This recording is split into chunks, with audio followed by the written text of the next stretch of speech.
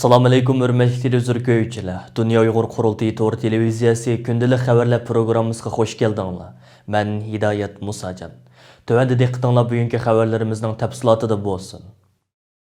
Amerika prezidenti Donald Trump əpəndiminin vəzifə ötəş müddəti 2021 yılı 1 ayının 20 günü rəsmi axırlaşıdı. Şundaq bolışa qarmay Donald Trump hökuməti keyinki məzgillərdən bu yana Xitayğa qarşı arqa-arqadan ağır cəzalaş və çəkləş qararlarını yolğa qoyub gəlməkdə. Dünya Uyghur qurultayı icraiyyə komitetining raisi va Uyghur kishilik huquq qurilishining direktori Ömer Qanat əpəndim başçılığındakı Uyghur heyəti Donald Trump hökumətinin axırkı məzgillərdə Uyghurlarga münasibətlik yeni qararlarını ilişini qolga keltirish üçün Aqsaraydakı və Amerika hökumətinin münasibətlik organlarındakı fəaliyyətlərini küçəytdi. 4 dekabr günü Ömer Qanat əpəndi başçılığındakı Uyghur heyəti Aqsarayni ziyaret qilib, Aqsarayning bəzi yuqori dərəcəlik əməldarları bilan görüşüb ularga Uyghurlarning növbətdəki yeni vəziyyəti haqqında təfsili məlumat beriş bilan birgə, Dünya Uyghur qurultayı və muhaciratdagi Uyghurlarning Donald Trump hökumətindən kütadigan bəzi konkret tələb və arzularini bayon qilib o'tdi. Bu vaqtda istansimizning maxsus ziyoratini qabul qilgan Ömer Qanat əpəndim o'zlarining bu jihatda elib berayotgan faoliyatlari haqida ma'lumot berib mundaq dedi.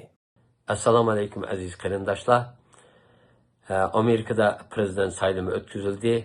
Hemmimiz bunu nait hayacan ve dikkatle küzettik. Dünyadaki bütün Uygurlar. Bu saylamda gerçi Prezident Trump hazırgacha itiraf kılmagan bolsumu Amerika'nın sabık muavin prezidenti Joe Biden saylamda utkan kişi, galip kelgen kişi bulup ilan kılındı. Amerika'nınki asasi kanunu boyunca 1 ayının 20. günü mevcut hükümet yani Prezident Trump vazifini tapşırdı ve bu saylamda prezident bulup saylangan, galip kelgen Joe Biden efendim Amerika'nın yeni prezidenti bulup vazifeye başlaydı. Demek mevcut hükümetninki yani Prezident Trump hükümetininki 50 gün vakti var. 1 ayının 20. günü kadar. Hemenlarning haberi var. Prezident Trump hükümeti şu ahırkı aylarda Uygurlar qaratgan qirg'inchilik siyosati tüpeylidin Xitay karşı nayeti ciddi iqtisadi ve siyasi tedbirler aldı. Biz bunundan nayeti memnun, özümüzden minnettarlığını bildirimiz. Biz yana bu şu 50 gün içinde yani bu şu hakimiyeti boğan 50 gün içinde Trump hükümetininki texmu ciddi kararlar ilişi üçün bu hükümetini şunda kararlar aldırış üçün bütün gücümüzni seferber kılış, bütün enerjimizni seferber kılışını plan kılgan. Şu planımız boyunca biz bir neçe haftadan beri nayeti ciddi faaliyetlerini ilip berivatımız, hükümetini yeni kararlar aldırış üçün Uygurlarga faydalı. Bu şu planımız, programımız boyunca 12. ayının 4. günü Aqsaray'a kirdik. Aqsaray'daki münasibetli xadimler bilen küreştik. Ular bilen görüşüp özümüzdeki taleplerini 50 gün içinde hükümetinin icra kılışını arzu kılgan taleplerimizni oturup koyup çıktık. İnşallah bu taleplerimizden bir kısmı icra olsa biz nayte minnettar bulumuz. İnşallah hükümetin bu şunu kütümüz bunu icra kılışını hiç olmasa bu taleplerimizden bir kısmının ameliyleşini arzu kılımız. Rahmet.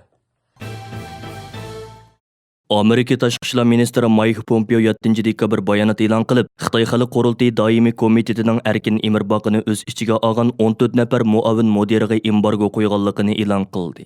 Mike Pompeoning ta'kidlashicha, yuqorqi 14 kishiga Xitoy Xalq qurultayining doimiy komiteti Hong Kong xalqining Angliya Xitoy qo'shma axboroti va Hong Kong tub qonuniga asosan o'z vakillarini saylashiga buzg'unchilik qilganligi uchun embargo yurgizilgan. Bu Amerika hukumatining tunji qitim Xitoy yuqori hokimiyat qatlamidagi bir Uyg'urga Xitoy amaldorlarining qatorida embargo yurgizishidir. Erkin emir-boqi ilgari Uyg'ur avtonom rayonining muavin raisi, avtonom rayonlik xalq qurultayining mudiri qatorliq vazifalarni o'tagan bo'lib, hozir u Xitoy xalq qurultayi doimiy komitetining muavin mudirligini boshqarib kelayotgan edi. Mike Pompeo bayonotida bugun Tashqi ishlar ministrligining bu numusiz qilmishlardan mas'uliyati bog'lani javobgarlikka tortganligi, Hong Kong davlat bexatarlik qonunining tuzilishi, ma'qullanishi va ijro qilinishiga chetishlik 14 kishining ismi bekitilganligini ta'kidlagan. Bayonotda bu kishilarga viza embargosi qo'yilib, ular va ularning oila tavobatlarining Amerikaga kirishi cheklanadiganligi, ularning Amerikadagi mol-mulki to'natilib, Amerikaliklarning ular bilan aloqada bo'lishi man'iy qilinadiganligi bildirilgan. Bir yildan buyon Hong Kongning vaziyati jiddiy davolg'ish ichida turmoqda.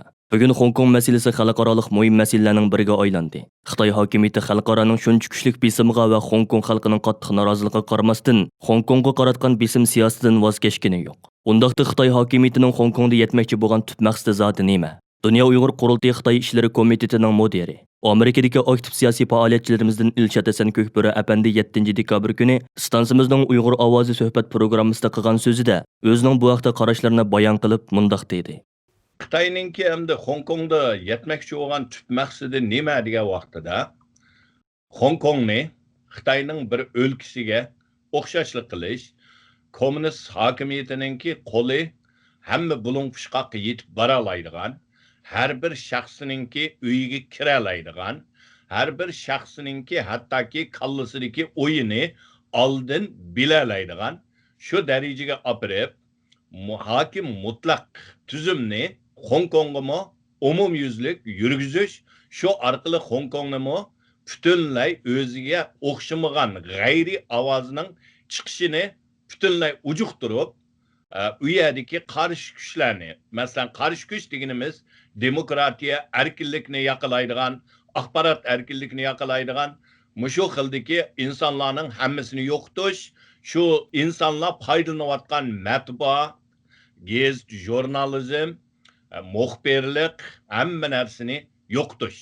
Yig'inchoqlab aytgan vaqtida bir ig'iz gap qilsak, bir jumla so'z bilan oyoqlashtirsak, Hong Kongni Xitoyninki Beijing, Shanxay yoki Sharq Turkistonga o'xshash, hozirgi lager va Sharq Turkistonga o'xshash hamma odamni cho'chib turadigan qorong'u terrorlikqa olmoqchi. Shveysariyada nashrdan chiqadigan yangi zo'rliklar gazetida 6 dekabr Xitoy bilan bo'lgan munosabat arablar uchun Uyg'urlardan muhim sarsavlik bir maqola e'lon qildi.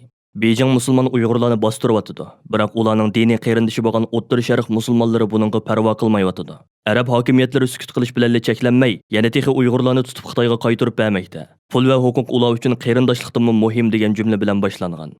Maqolada Vali va Nurmamat ismli 2 nafar Uyg'urning 11-oyning 20 kuni Saudiya soqchilari tomonidan tutilib, Xitoyga qaytarib berilmoqchi bo'lganligi, kishilik huquq tashkilotlarining buningga e'tiroz bildirganligi eskartilgan. Maqolada Saudiya Arabiston va Arab Birlashma Xalqligi tomonidan tutilib, chegaradan qo'g'lab chiqarilgan yoki Xitoyga qaytarib berilgan Uyg'urlarga oid dokladlarning mavjudligi tilga ilinib, o'tgan yili 22 G'arb davlati Birlashgan Davlatlar Tashkilotiga sungan birlashma xatida Xitoy hokimiyatining Uyg'urlar ustida yurgizayotgan bostirish siyosatini ayblaganda 50 ga yaqin davlatning Xitoyning millatlar siyosatini himoya qilganligi va maqtaganligi.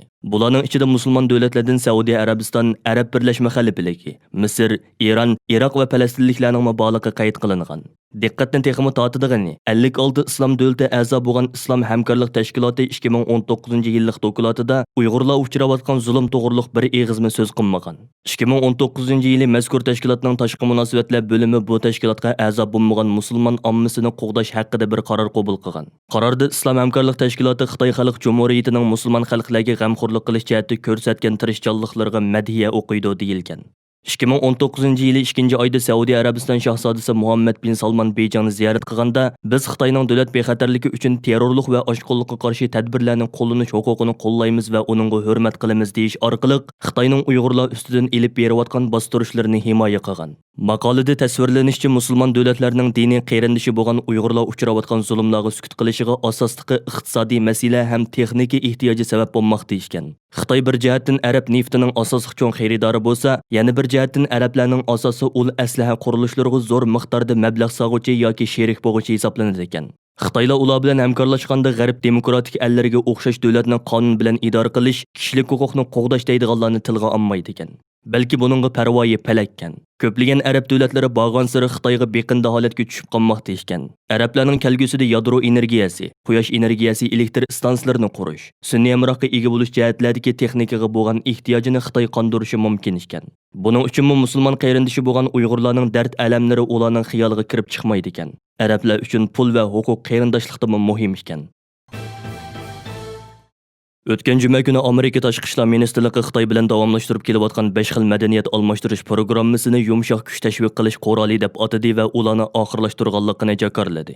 Ministrlik tor bekitida e'lon qilgan bayonotga qaraganda, bu navbat siyosat belgilaguvchilarining ma'arif xarakteridagi Xitoy sayohati programmasi, Amerika Xitoy rahbarlik almashtirish programmasi, Amerika Xitoy Tinch okean halqigan almashtirish programmasi va Hong Kong ma'arif madaniyat programmasi qatorliq 5 xil almashtirish programmasini bekor qilgan. Bayonotda deyilishicha, bu programmalar Prezident John Kennedy 1961-yili imzolagan o'zaro ma'arif va madaniyat almashtirish qonuniga asosan tasdiqlangan ekan. Bayonotda mundaq deyildi: Xitoy hukumatining to'liq mablag'i va boshqarishidagi bu 5 programma yumshoq kuchni tashviq qilish quroli sifatida ishlatildi.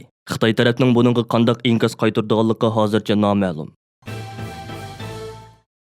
Xitoy doiralari Sharq Turkistonning Aqsu viloyatida bu yil qish va kelar yillik atiyoz faslida shahar yeza aholilarining 590 ming odam qitim kasbiy tarbiyalash ilib boradiganligini e'lon qilgan.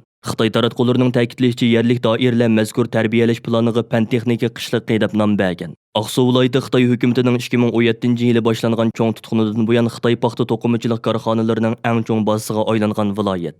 Uyghur kishilik huquq tashkilotlarining ilgari surishchi sanoat bog'ichilaridagi bu korxonalarda 10 minglagan Uyg'ur ishlamchi majburiy emgakka silinmoqda ekan. Amerika Moliya ministrligi bu yil 5-oyda Aqsudagi Huafu to'qimachilik shirkatiga Uyg'urlarni majburiy emgak silib, ularning kishilik huquqini dafsanda qilganligi va xo'rlaganligi sababli embargo qo'ygan. Bu shirkatning Moliya ministrligining qora tizimligiga olgan edi. Kishilik huquq tashkilotlarining qayd qilishicha, Xitoy hukumati yaqinqi 3-4 yil ichida mustaqil Uyg'ur kasblarini tutqun qilib, tutqunlarni Xitoy korxonalarida ishlashga majburiy yig'ib olgan ekan.